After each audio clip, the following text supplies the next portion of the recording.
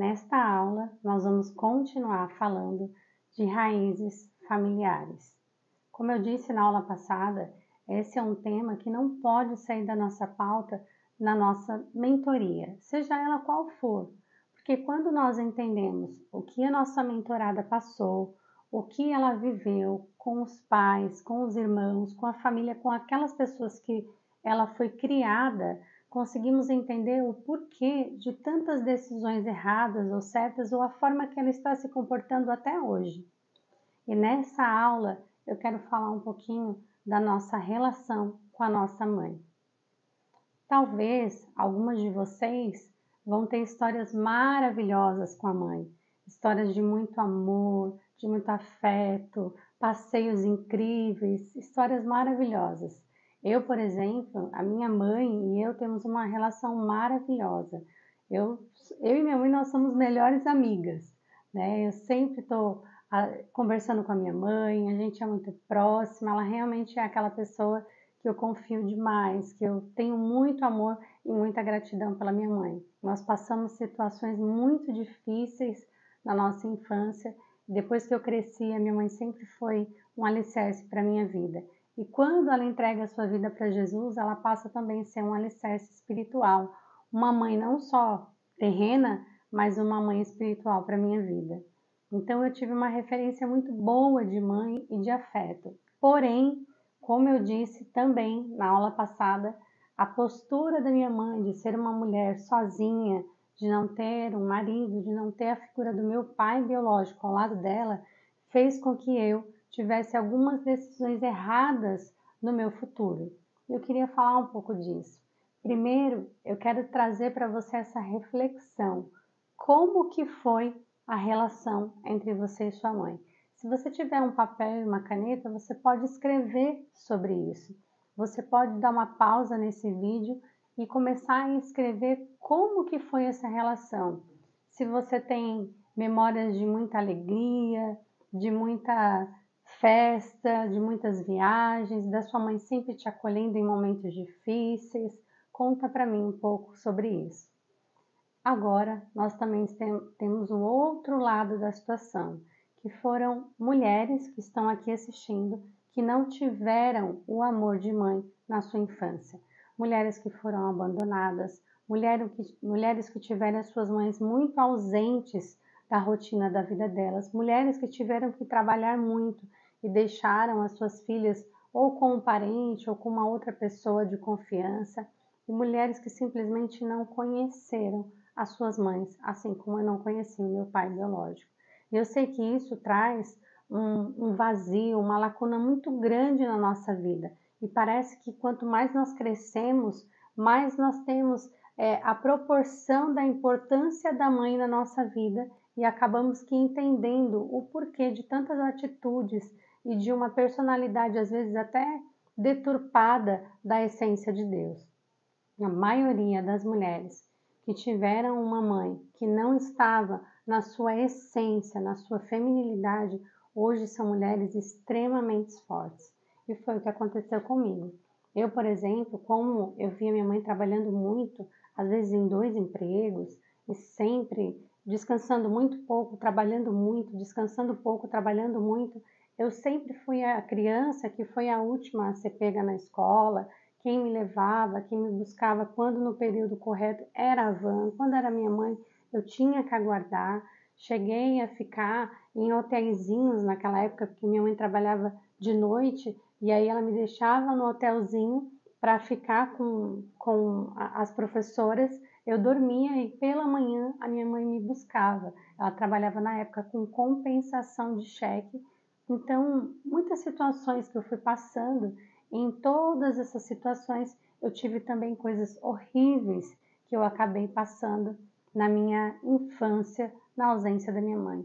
E isso me trouxe alguns cascos, sabe aquela pessoa que traz alguns cascos para a vida dela e que ela começa a ficar autossuficiente? Foi o que aconteceu comigo. Talvez isso também aconteceu com você. Você acabou que enxergando na sua mãe a mulher que fazia tudo e se tornou a mulher que faz tudo. Bom, eu queria falar um pouco também sobre a postura e sobre o que Deus quer de nós, mulheres. Bom, a Bíblia nos traz um estudo, um manual da mulher virtuosa, da mulher sábia. Porém, nós sabemos que hoje, como dia a dia, a maioria das mulheres trabalham fora.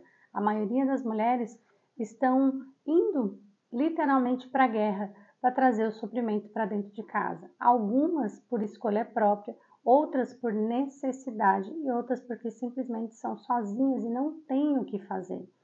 Eu queria falar para você que a essência da mulher está numa mulher de oração, uma mulher que cuida das coisas do Senhor, que cuida da casa e que não é pecado você trabalhar. Tanto que nós estamos aqui trazendo ferramentas para que possamos ser mentoras de mulheres cristãs. Porém, essa carga não pode ficar 100% em cima de você, porque você não foi criada para isso, você não foi criada para trazer o suprimento da sua casa. Então, quando você traz esse adicional para dentro do seu lar, ele precisa ser muito bem conversado com o teu esposo, conversado com teus filhos, para que isso seja leve. Quando você definir, iniciar esse passo de se tornar uma mentora de mulheres cristãs, converse com a sua família, converse primeiro com o seu esposo, escute o que ele tem para dizer sobre isso, tenha a oração, a bênção do teu marido. Após essa conversa, converse com os teus filhos, para que eles entendam que agora é uma nova fase, uma fase onde você vai estar exercendo o teu chamado. E aqui nós temos ainda a possibilidade de ter ganhos em cima do chamado, que não é pecado. Não é pecado, por exemplo, um pastor, que deixa de trabalhar em outros negócios, que cuida da sua igreja 100%, ele é remunerado por isso. Isso é justo. Assim como também em algumas igrejas grandes, os músicos são remunerados por isso. Esse é o trabalho, esse é o chamado, o qual ele precisa ser remunerado para isso. Não tem pecado nisso. Agora, voltando à questão do aspecto do relacionamento da mãe e o relacionamento da filha, o que acontece é que nós vemos na nossa mãe toda a postura da feminilidade, toda a postura da vulnerabilidade, da essência, da delicadeza da mulher. E quando nós acabamos que vendo mães muito fortes, mães que não choram, mães que trabalham o tempo inteiro, mães que estão definindo coisas dentro de casa ao invés dos seus maridos, isso acaba que indo lá para o inconsciente daquela criança, da nossa criança, e nós crescemos nessa cultura e quando vemos, já estamos fazendo as mesmas coisas. Talvez você tenha tido algumas atitudes que você não aprovava na tua mãe e que hoje você faz a mesma coisa. Talvez a criação dos seus filhos, talvez a forma que você trate o seu marido, porque tudo isso é gravado no nosso inconsciente. Quando nós vemos, a cultura do nosso lar acabou que infringindo um pouco da nossa personalidade, da nossa identidade no Senhor. O que eu queria te dizer é que por mais que as raízes são fortes, há remédio para a árvore. Há remédio para que a árvore não precise ser cortada. Há remédio para que a árvore volte a dar frutos. E eu queria ler com vocês Colossenses 2,6, que diz assim: Portanto, assim como vocês receberam Cristo Jesus, o Senhor, continue a viver nele, enraizados e edificados nele, firmados na fé, como foram ensinados, transbordando de gratidão.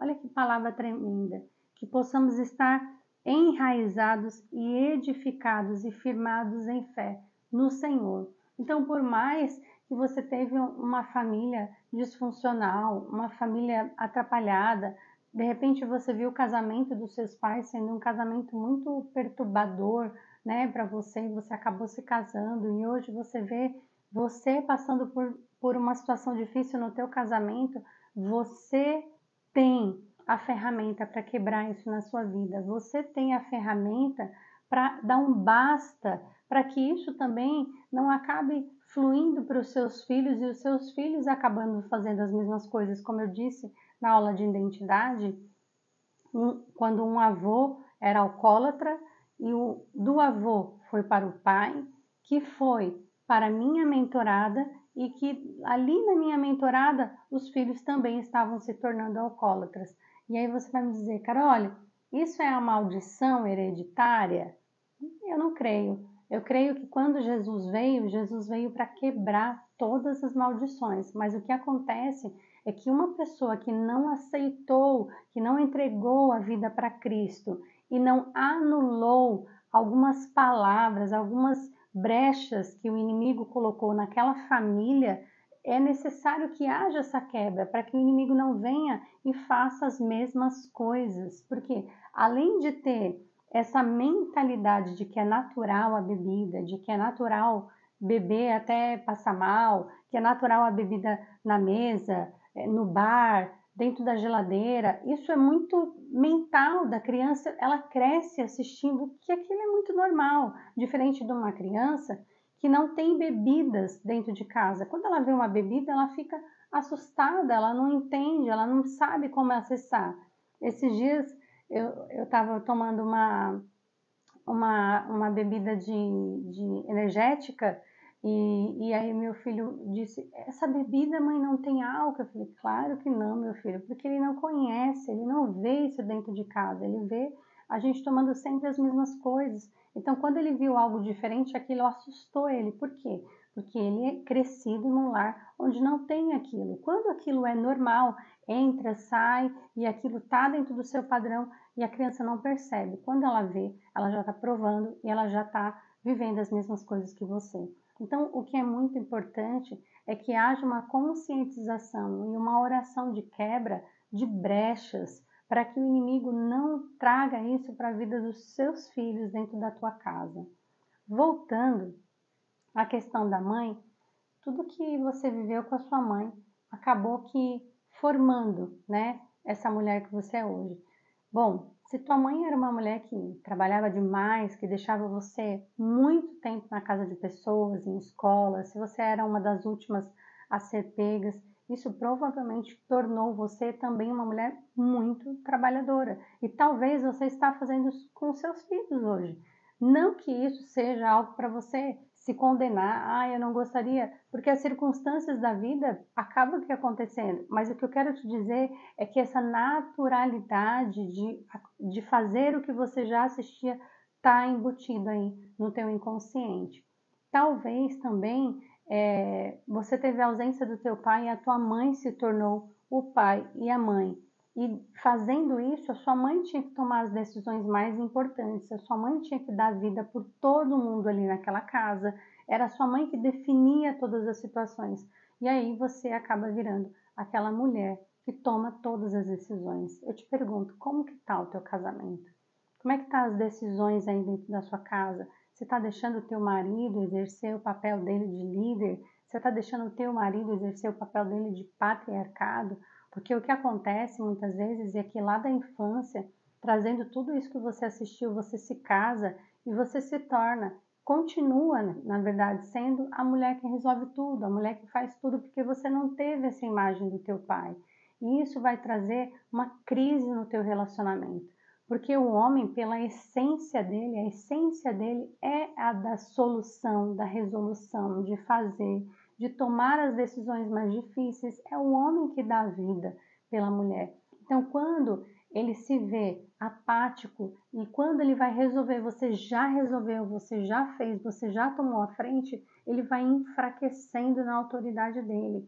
E aí, quando você vê, o teu marido está apático e você está reclamando dele. Porque você não faz, porque você não toma as decisões, porque é sempre eu, você não faz nada, é tudo eu nessa casa, e na verdade é porque você está indo na frente. Tá batendo aí no teu coração essas coisas que eu estou dizendo? Eu sei porque eu já passei por isso.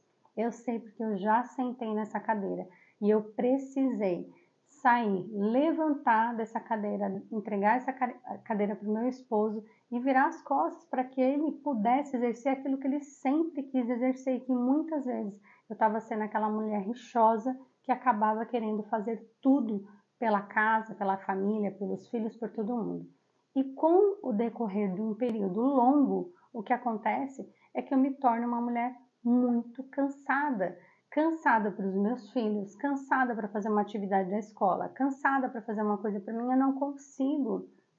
E quando eu posso sentar numa mesa de café sozinha, quando eu posso tomar um sorvete sozinha, quando eu posso fazer alguma coisa sozinha, me vem uma culpa enorme. Por quê? Porque eu estou sozinha, eu deveria ter trazido meus filhos. Então, você entende que fica tudo disfuncional quando você está exercendo a identidade que Deus não te criou para ser. Então, para que você quebre isso, primeiro é necessário você entender que você está no local errado, que você teve realmente algumas imagens que bloquearam você da sua identidade, da sua feminilidade, da sua leveza, da sua vulnerabilidade.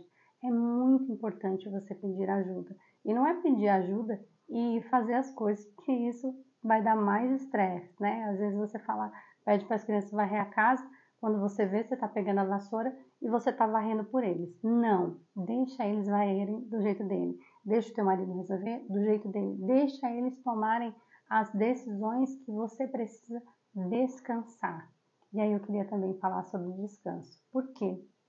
Essa mulher que viu essa mãe, né, trabalhando demais, exercendo todos os papéis, ela tem uma culpa de descansar. Ela não consegue descansar. O descanso, né, para a mulher é como se fosse algo errado. É como se ela tivesse improdutiva. Isso não é real. Isso não é verdadeiro. O descanso é necessário tanto quanto o fazer.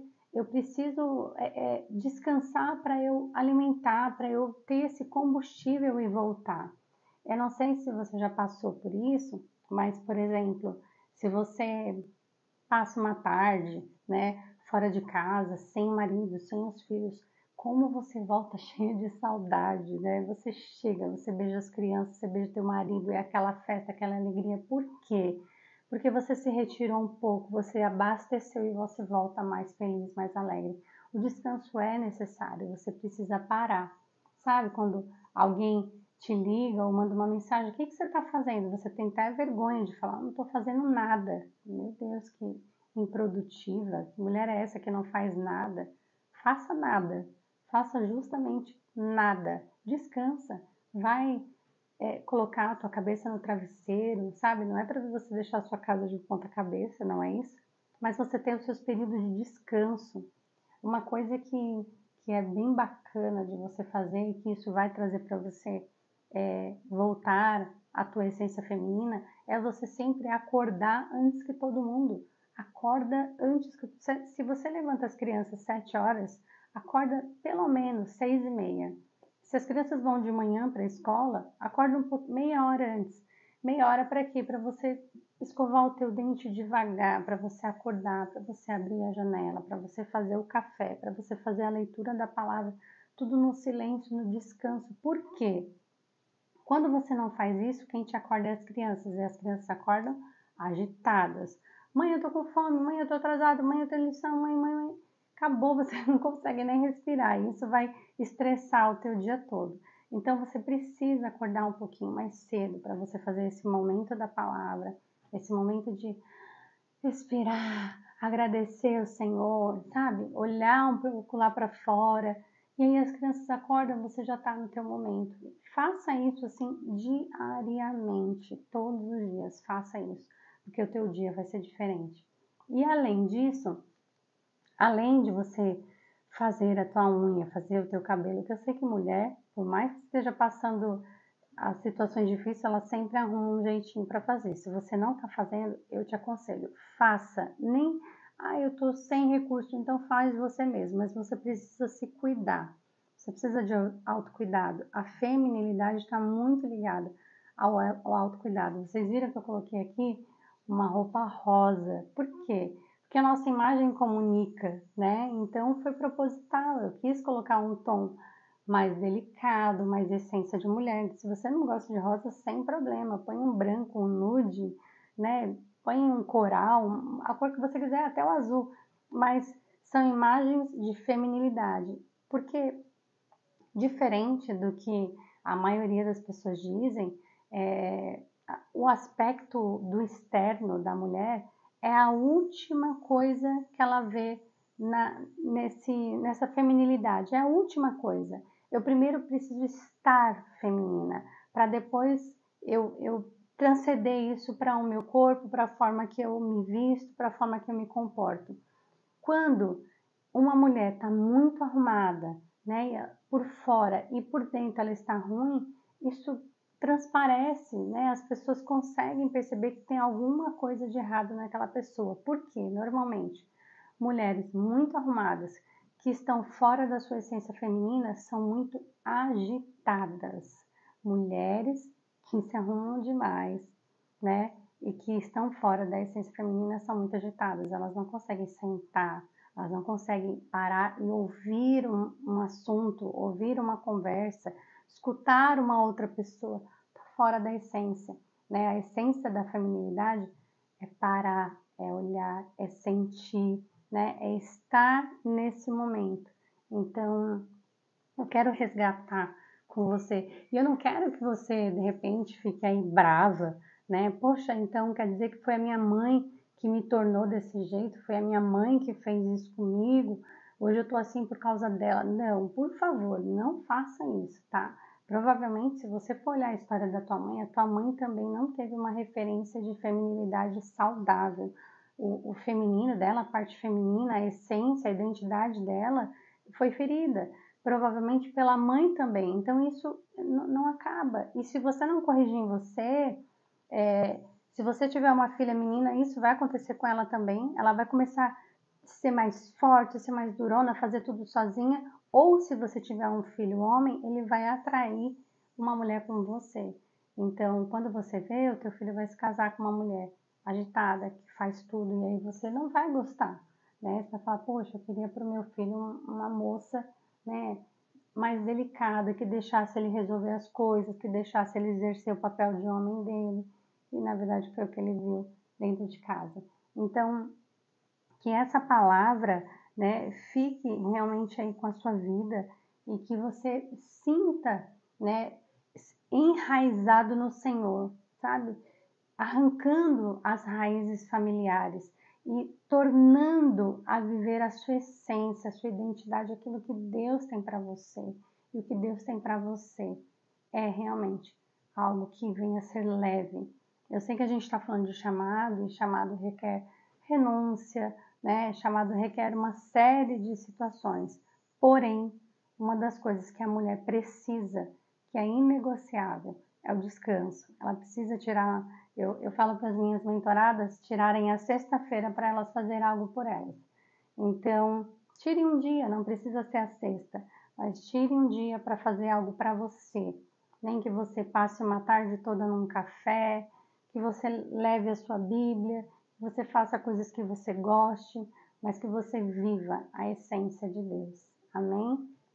O que eu quero fazer como atividade é que você também faça uma carta para sua mãe. Você vai fazer uma carta. Se você tem uma relação muito boa com a sua mãe, você vai fazer uma carta de agradecimento por tudo que ela fez. E essa carta você vai entregar para sua mãe, agradecendo ela tudo que ela fez por você, tá bom? Se a tua mãe já é falecida, ou se de repente você não teve uma boa relação com a sua mãe, nós vamos fazer como a carta do pai. Nós vamos fazer a carta de perdão. Então eu quero que você escreva: mãe, eu te perdoo. E aí você vai escrever todas as coisas que a sua mãe fez e que isso te machucou. Se a sua mãe te abandonou, você vai escrever: mãe, eu te perdoo por você ter me abandonado. Por quê? Porque eu gostaria que você estivesse nas minhas festas de aniversário, porque eu gostaria que você estivesse comigo no meu casamento, porque eu gostaria que você tivesse participado do nascimento dos meus filhos, porque eu gostaria que você tivesse aos domingos comigo. Tudo aquilo que você gostaria, você vai jogar para fora, você vai arrancar de dentro da sua alma, porque é assim que a cura vai vir. E ao final da carta, você vai escrever: mãe, eu te honro, porque você deu o melhor que você poderia dar. Assim como nós lemos na aula da paternidade: honrai o pai e a mãe, para que te corra tudo bem e para que você viva longos dias na terra. É um mandamento com promessa, não dá para correr disso. Se você tiver um problema com a sua mãe, você vai ficar travada. Agora, se a tua mãe é viva, se vocês não se falam, se ocorreu alguma coisa, você precisa procurar a sua mãe. Você precisa pedir perdão. Ah, mas eu não me sinto culpada dessa situação. Olha, eu te falo que existe um único e justo juiz. E é ele quem vai julgar todas as coisas. Faça a sua parte. Olha, se você se sente magoada, eu te peço perdão e eu quero te dizer o quanto eu te honro e lembrando novamente que honrar o pai e a mãe não é conviver, não é amar, não é levar presentes, não é suprir, não. Você precisa honrar. A honra não é amar. A honra é você apenas entender o papel que aquela pessoa teve sobre a sua vida, né? É você reconhecer o papel dela. Então, eu reconheço o seu papel de mãe e eu te honro porque você fez o melhor para mim. Isso é honra. Você não precisa comprar um presente, entregar para ela ou voltar a estar com ela todos os domingos. Se isso acontecer, maravilhoso, porque vai trazer mais união para a família. Mas não é isso que a palavra está exigindo de você. Você hoje, se você for casada, você tem o seu marido, os seus filhos, você tem a sua vida, você tem a sua família, né? Então você precisa só viver em paz com todos, como a Bíblia diz. Se possível, vivei em paz com todos. E com seu pai, com a sua mãe, é necessário, é mandamento, não dá para correr, tá bom? Faça essa atividade.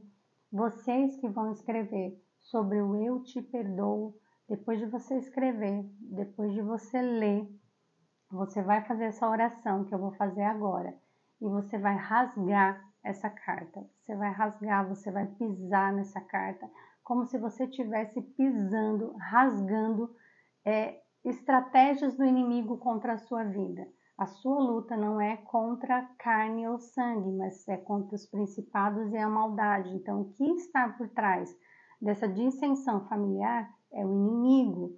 Então, a sua raiva não é contra a sua mãe, a sua raiva é contra o inimigo que formou toda essa desavença para que vocês vivessem nessa quebra familiar. Então, depois de fazer a carta do Eu Te Perdoo, é isso que você vai fazer. Amém? Nós vamos orar agora. Aleluia. Você repete comigo essa oração. Senhor Jesus, eu te louvo, eu te agradeço pelo teu amor, pela tua graça que me alcançou. Eu, neste dia, reconheço o meu valor. Eu reconheço a minha história. Eu reconheço que tudo coopera para o bem daqueles que te amam. Senhor Jesus, arranca de mim toda a mágoa contra a minha mãe. Eu perdoo a vida dela. Eu perdoo tudo que ela fez de errado contra a minha vida. Eu perdoo o abandono. Eu perdoo a falta de amor. Eu perdoo ela ter me deixado com pessoas que eu não conhecia. Eu perdoo por ela ter me deixado nos momentos principais da minha vida. Eu perdoo. Eu quero dizer que eu honro a vida da minha mãe, que eu reconheço que ela fez o melhor que ela poderia fazer. Eu reconheço que ela era a mãe certa para mim. Mãe, eu te perdoo em nome do Senhor Jesus. Que as nossas vidas venham fluir como nunca fluíram, em nome de Jesus. E eu quero quebrar toda a maldade contra a minha casa, contra os meus filhos, entre eu e os meus filhos. Que o Senhor me leve à minha essência, à minha feminilidade, à minha vulnerabilidade, a eu estar no meu papel de mulher, de esposa, de serva, mas principalmente de filha, amada do Senhor. Eu te peço perdão dos momentos que eu estava cega, agindo da forma incorreta, machucando o meu marido, os meus filhos. Senhor Jesus, renova, resgata a minha identidade, resgata a minha essência, em nome do Senhor Jesus. Amém. Amém, amém. Recebe essa palavra, recebe essa cura, recebe essa libertação e ministre essa palavra na vida das suas mentoradas, em nome de Jesus. Amém.